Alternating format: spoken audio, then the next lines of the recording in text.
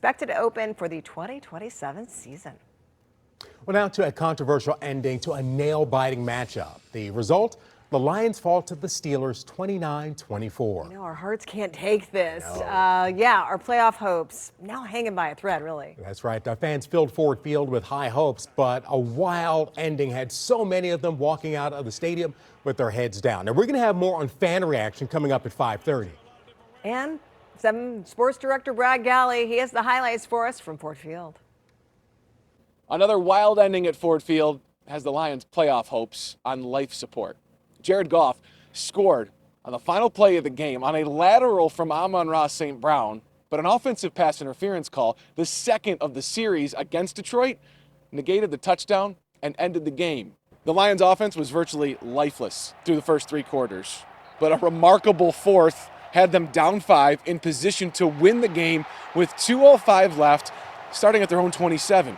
Detroit drove down to the Steelers' 9, but that final play that ended with chaos started with a flag on St. Brown. The Lions are now 8-7 this season, losing back-to-back games for the first time in 3 years. I mean, I don't even want to get into it, because it's not going to change anything. We still lost.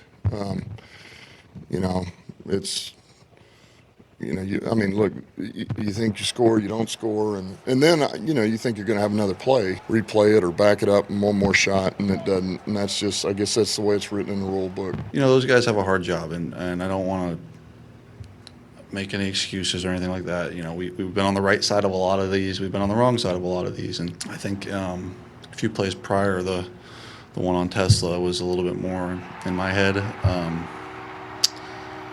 up for interpretation. But listen, man, they got to make the calls. And I promise you, if I was sitting on the other side of that right now, we'd be saying great job. We weren't able to close it out. At the end of the day, that's on us. I mean, we did that. We're the ones who put ourselves in that position where we had to try to score on the last play.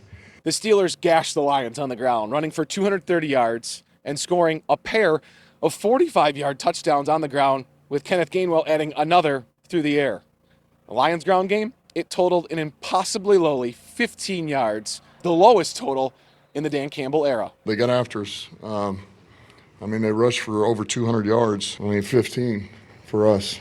I know who we are. I know exactly who we are. I think we've struggled to do it successfully every game, but I know who we are, and I know what we can be. It's just certain games we haven't been firing on all cylinders. The Lions know the odds and what is up against them now. They need the Packers to lose both of their remaining games, and Detroit needs to win its remaining 2 games.